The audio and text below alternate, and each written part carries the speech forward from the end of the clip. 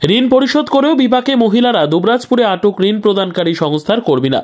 ঋণ নেওয়া টাকা পরিশোধ করার পরেও সেই টাকা বাকি দেখাচ্ছে, যার ফলে মহিলারা অন্য জায়গায় ঋণ নিতে পারছেন না। আর এতেই ক্ষুব্ধ দুবরাজপুর পৌরসভার 1 নম্বর ওয়ার্ডের মহিলারা।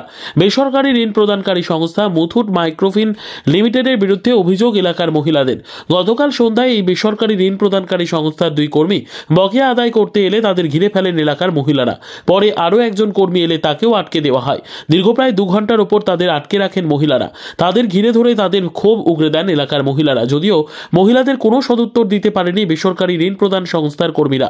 পরে খবর পেয়ে দুবরাজপুর থানার পুলিশ ও স্থানীয় কাউন্সিলর ঘটনাস্থলে আসেন। বেসরকারি ঋণ প্রদানকারী সংস্থার কর্মীদের পুলিশ উদ্ধার করে থানায় নিয়ে আসে। দুবরাজপুর থানায় ওই বেসরকারি কোম্পানির ম্যানেজার এসে মুচলেকা দেন। আগামী 29শে মার্চ তাদের এনওসি দিয়ে দেবেন, তখন তাদেরকে ছাড়ে পুলিশ। এলাকার শিলা দাস, সন্তোষী বাউরি জানান, তারা যখন অন্য জায়গায় ঋণ নিতে যাচ্ছেন তখন তারা জানতে পারেন যে তাদের পরিশোধ করা টাকা জমা পড়েনি। বারবার জানিয়েও কোনো সমাধান সূত্র না বের হওয়ায় তাদের আটকে রেখে ক্ষোভ দেখান এলাকার মহিলারা।